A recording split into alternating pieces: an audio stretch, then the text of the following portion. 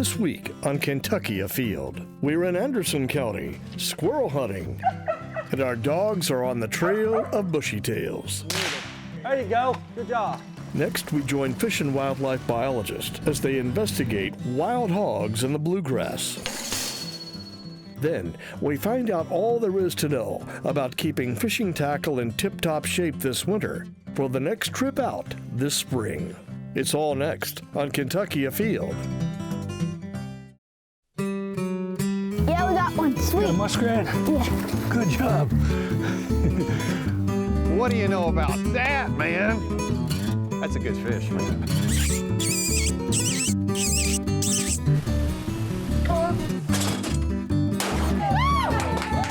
Nice male smallmouth, healthy, pretty color. Cody, here. Find us one more good pheasant, Cody.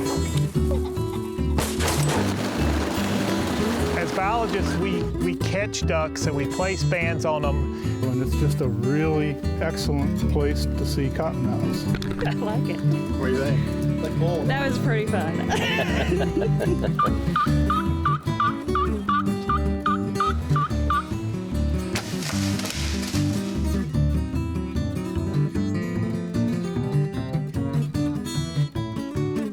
Good evening and welcome to Kentucky Afield.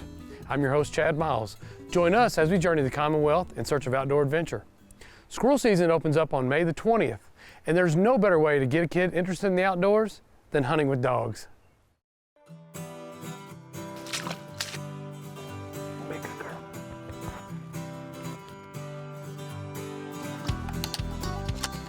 So today we're in Anderson County. We got a bunch of guys here from Johnson County, Kentucky, and we're doing something a little different. We are squirrel hunting using dogs. Here you go.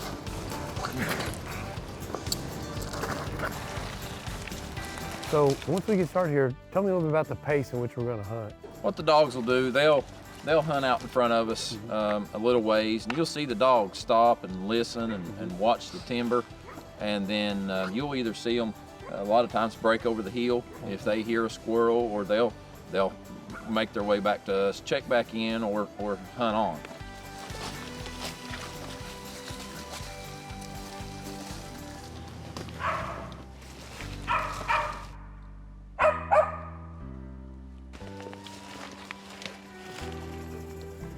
Where's that girl?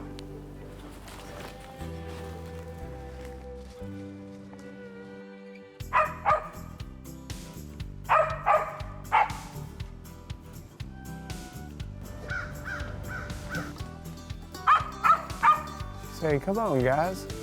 Yep, I'll show you the tree and we still can't find it. Oh, right here's where it's at. About 1,000. Oh, there's a hole there? Yeah. See this big old hole here? Yep. Down in there.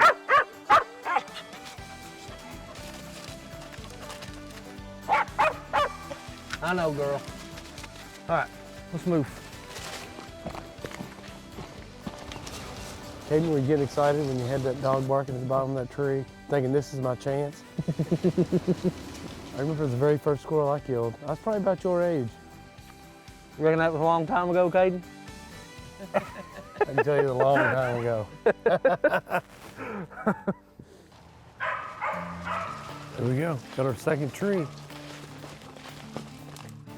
There he is. You see? Hey, come here. Come here, Caden. Where do you see him at, Chad? All right. He was right here. He just spun around the side of the tree. See that knot's coming out right Yeah. there? It's about a foot above it.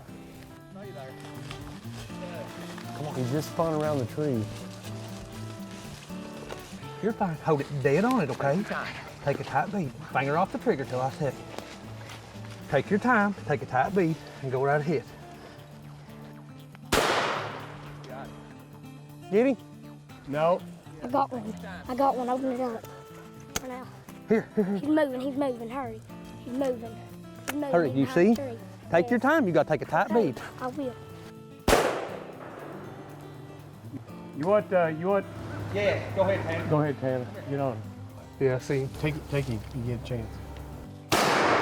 There we go. Good girl, Nikki. Good girl. Good job, Caden. Good job, Tanner. I really wish Caden could have got that, but I mean, it just kept moving around. He couldn't get the shot on it.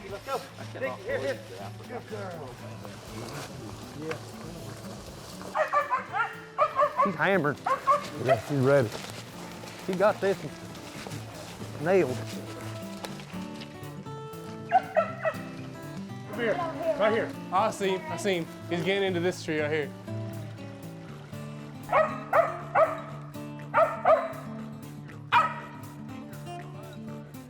Up there in one of the last forks, like on the middle.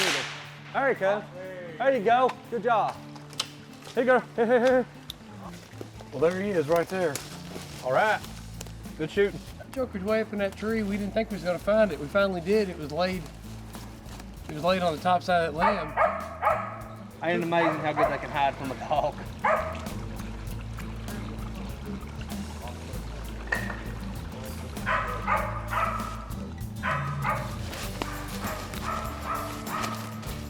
Come on, buddy. All right, here we go.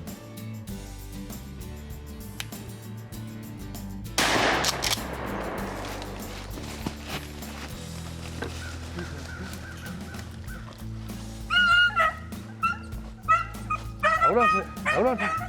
Heel it. Good girl. Good girl. Good girl. Good girl. So when this squirrel hit the ground, there was a little bit of tussle. We couldn't figure out who was catching who. Yeah, he came out alive, and when she went to pick him up there, he grabbed her right by the chin and, you know, really laid a good one on her, opened up her chin there a little. But, you know, it's good for a young dog. It really is. It makes them gamey, makes them hate the squirrel, you know. Yeah. It makes them really want to kill those squirrels. So He's not got too shy about it. No. She's ready. fine. She's ready to get right back on that squirrel. Yep, she's ready to go. We got another pretty good spot right up here. Sounds good. We got 3 down. Get some more. 3 down. Yep. I'm up, Nick.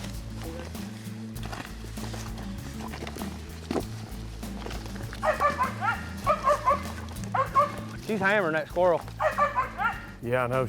She's pretty confident on this one. Yeah, she's got it. Where's Caden? There ain't no way he could kill it. It's way high now. All right, here we go, guys. Okay. Here it comes. That's number 4. Working on a squirrel meal here. Little tender one. Yep. Good shooting, guys. Nice job. Everybody, nice Good job. eye, Brad, because the one that I thought was a squirrel wasn't a squirrel.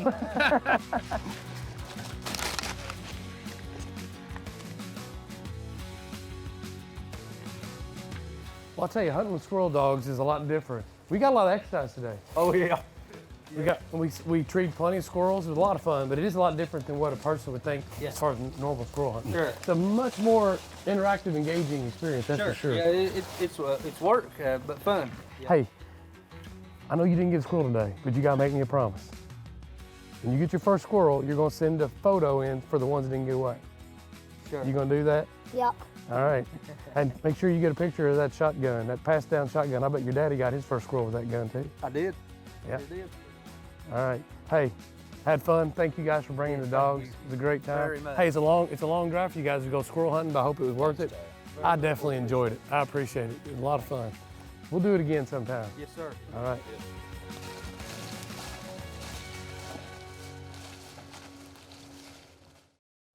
Many parts of the United States are dealing with feral pigs.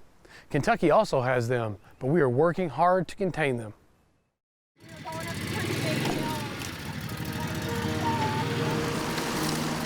Today we are headed out to remove some pigs from the landscape. We have several populations of pigs in Kentucky that are doing a lot of damage. They are destroying crops. They are displacing native wildlife. They're interfering with hunting. They are destroying forests and water quality. One of the major threats that we face when it comes to feral swine populations is the risk of wildlife disease. As a pig biologist, my goal is to eradicate pigs in the state of Kentucky.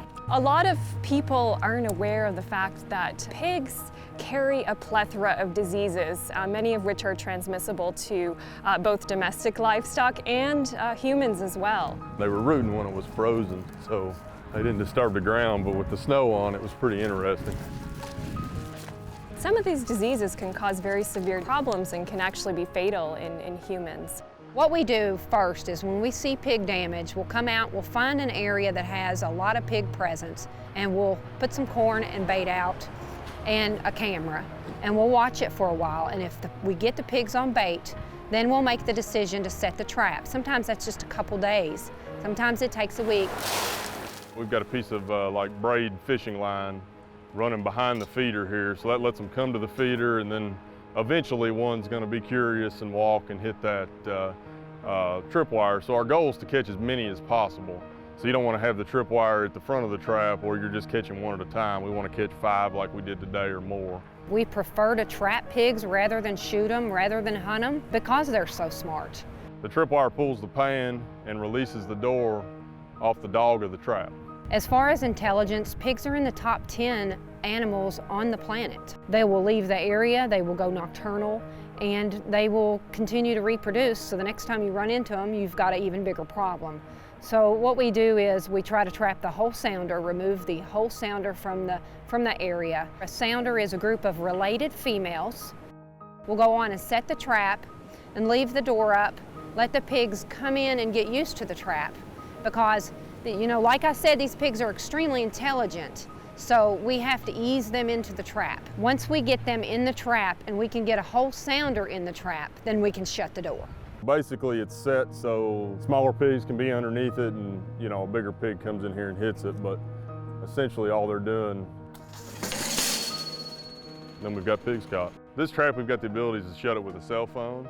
So when we know pigs are in there based on our trail cams, we'll drop the door. We collect these samples to test for these diseases, and it's important because we want to identify disease before it's too late, before these diseases become established in our wildlife populations. So we want to protect our wildlife, we want to protect ourselves as well, and so that is also one of the main reasons why swine eradication is such an important thing. They breed so fast and they produce so many piglets. Oftentimes we'll have a sow with piglets, and when we process her and open her up, she's pregnant again. Piglets are able to reproduce themselves at 6 months to 1 year old. So we can't, without trapping efforts, we can't make a dent in the population. Well, that's 5 fewer. And on an ecological scale, this is a major problem. Because you can have a pocket of disease here, bovine tuberculosis, that can be then transmitted to wildlife and then can be transmitted to neighboring livestock and to people that deal with those species. And so we want to minimize local impacts to protect the larger landscape and protect populations as a whole. We've had hunters call and say that they are not seeing the deer and turkey that they used to see, that the pigs have moved in and the deer and turkey have moved out. I've had several landowners wake up and their front yard has been totally tilled up. It's just destroyed. So if you see evidence of rooting, of large amounts of rooting overnight, the soil just turned over. Fish and Wildlife urges anyone that has pig damage to give us a call and we can come out and help with that. If farmers have livestock on their property, they should be very concerned about feral swine populations. If we act now, we can nip this in the bud. Other southern states are just overwhelmed with pigs across their states, and they really don't have a chance to get rid of them, but we do. So we've got 5 or 6 populations across the state that if we act now, we can do something. I really believe we can make a difference. Now let's check in and see who's catching what and where in this week's fishing report.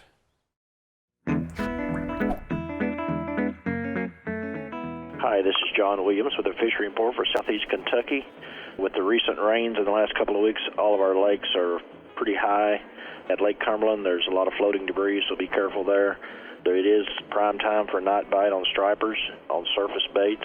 Also might pick up a walleye casting surface baits at night, so give that a try. Also on the tailwater Krill Clerks report, seeing quite a few trout, especially rainbow trouts, mostly stalker-sized trouts, and also some brook trout. Those are being caught on inline spinners, and also spoons are the ticket there. Also seeing a few brown trout in the mix. Elsewhere, trout are being stocked in Rock Creek this week, and as always, good luck, good fishing. Hi, this is Kevin Fry with your Eastern Fisheries Report. Recent flooding had many lakes above Summer Pool in affecting fishing success. Paintsville and Yatesville lakes did not have the flooding, and shallow shoreline fishing remained consistent. On other lakes, there's still some floating debris for boaters to watch for. Largemouth bass fishing reports are fair to good and improving. Weather patterns have delayed and drawn out spawning or nesting. Anglers reporting increasing numbers of paired bass. Crankbaits, plastics, and spinnerbaits working well. Catfish anglers reporting good fishing on cut bait on rod and reel and jugs. Dewey Lake is producing nice-sized blue catfish. A few walleye still in daytime catches at Carr Creek. Upper Lake areas at Yatesville, also decent white crappie catches. If trying a smaller lake for good-sized crappie, Cranks Creek Lake would be a good one to try. This is Tom with your fishing report from the Northeast. Cave-Run Lake is sitting right at summer pool levels with temperatures in the upper 60s to lower 70s. Anglers are still catching muskie on the lake, and given the results from last weekend's tournaments, they're still catching some nice fish. Target the shallows and the backs of the coves for the muskie. Largemouth bass are also up and shallow. The upper portion of the lake near Banger and Poppin' Rock was holding a lot of nicer fish during our last electrofishing survey, and the middle and lower sections of the lake actually turned out some nicer, larger smallmouth bass as well. Crappie seem a little scattered, but I'd still be targeting the brush with minnows and jigs. Grayson Lake is also sitting right at summer pool levels with temperatures in the 60s. The Bruin portion of the lake is holding tons of fish right now, from crappie to largemouth and even some hybrids. So if you're fishing Grayson, the Bruin area of the lake is the place to target. This is the time of the year to be out on the water. Wherever you go, good luck and stay safe. This spring, the weather has kept me off the lake a couple days. This is a good time to get those reels out and get them cleaned and greased and ready for sunshine. So we're here with Drew Sadler today. Drew, what we're going to go through today is a very important part of, having a successful day on the lake. And we're going to talk a little bit about cleaning and maintaining these reels. Let's get started and tell us the equipment needs that we're going to have here. Yeah, the main things you're going to need is just a Phillips head screwdriver. Mine's kind of fancy, it's electric, but I also have just a regular manual one here. You will need a wrench or pliers will work. This is a 10 millimeter. This is to take off the nut underneath this cap here. You'll need your grease. This is Shimano reel grease. You'll need some Q-tips and a toothbrush, and that's really all you'll need for a casting or a spinning reel. And a couple of napkins to remove some grit and grime. Absolutely. And so one of the first things you want to do to a casting reel, or particularly a Shimano Corrado, and most of the Shimano reels are going to be somewhat similar. You have your brakes inside here, and then on the other side you have your brass raceway. And so all you want to do is take the Shimano oil that comes in your Shimano reel box, put one drop on the end of a Q-tip, and we'll simply clean these brakes off. These are the brake shoes that will make contact with your brass raceway on the inside here. And so we'll rub in a circular motion around that brass raceway. So from there, we will take our spool out. And tell us a little bit why that, obviously you've got tape on here. You've taped this up to keep that line from coming out because it's a very precision fit. Absolutely, your gap there, it's really tight. So you want to make sure to put some tape on your spool to make sure to protect whatever line you have on the reel. Otherwise, you're pretty much going to end up removing this line and having to re-spool it. Absolutely. We'll take a Q-tip and we want to remove a majority of the cotton on the end of it to make sure it fits through there. We'll run that through to make sure that's not, and you can see some of the dirt that came off that, so you're getting out what needs to come out. And so that's all you really need to do on the spool side of the reel. So we'll start with the other side of the reel. So on this Shimano Corrado, there are 3 on this side. There's one on your handle and one on this back side right here.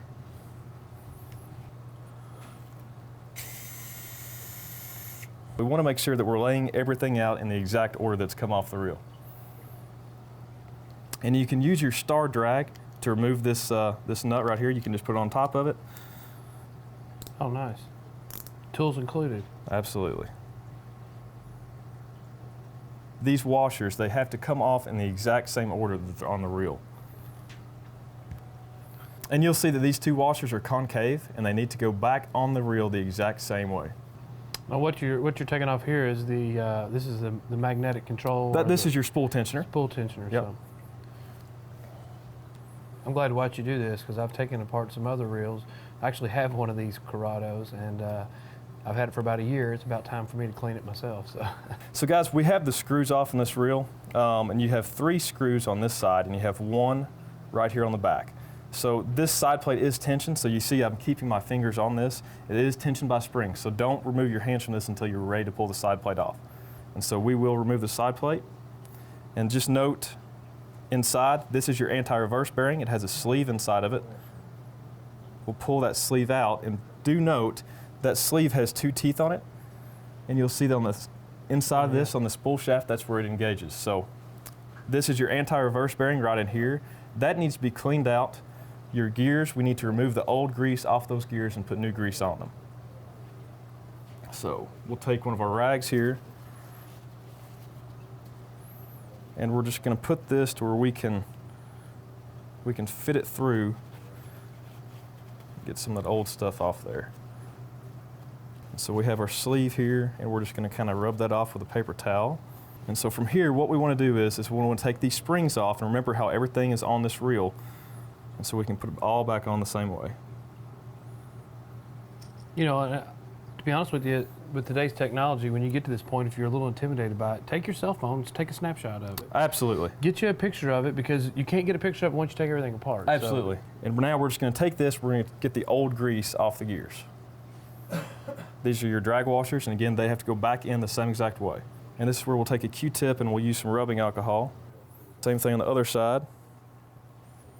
And so we'll take our toothbrush, and now we'll try to get any debris or old grease out of here. We're gonna go ahead and rub this with our shop rag just to make sure everything is off this gear and it's nice and clean.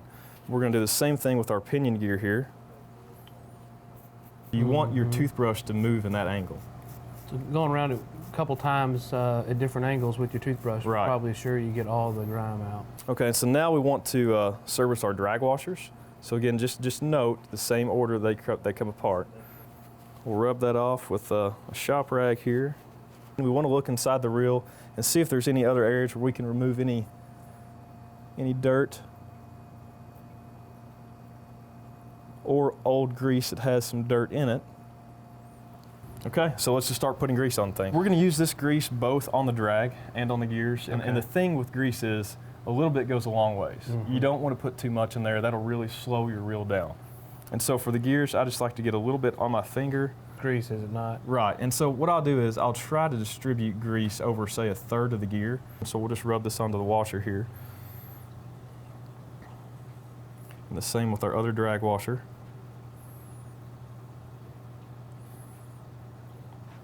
And here where your thumb bar goes up and down, you'll want to put a tiny bit of grease right there, as well as on this where your pinion gears sit. Okay, so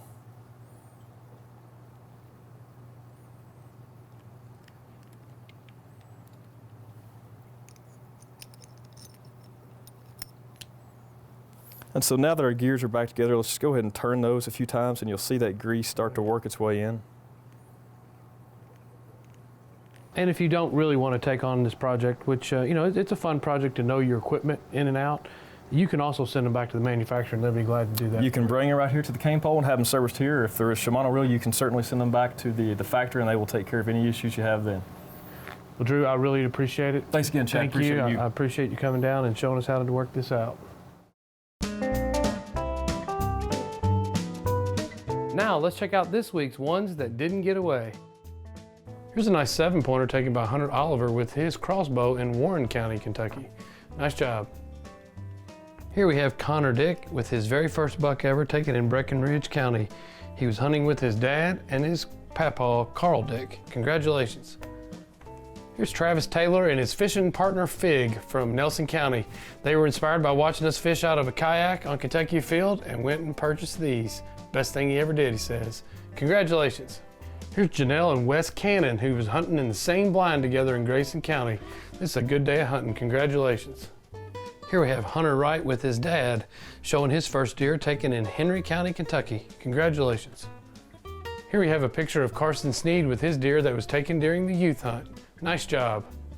Here's Chastity Redfern. She's probably still smiling after taking this nice deer in her family farm in Mercer County. Nice job. Here's Terry Kuzik with a really nice deer taken in Jessamine County. It's a 9-point buck. Nice job. Make sure you tune in to Kentucky Afield next week. It's going to be all about elk, the history of elk, how the drawing takes place, and find out if you're going to hunt elk in Kentucky in 2017. And remember, hunting and fishing on private property is a privilege. Always ask permission and thank the landowner. Till next week, I'm your host, Chad Miles, and I hope to see you in the woods or on the water.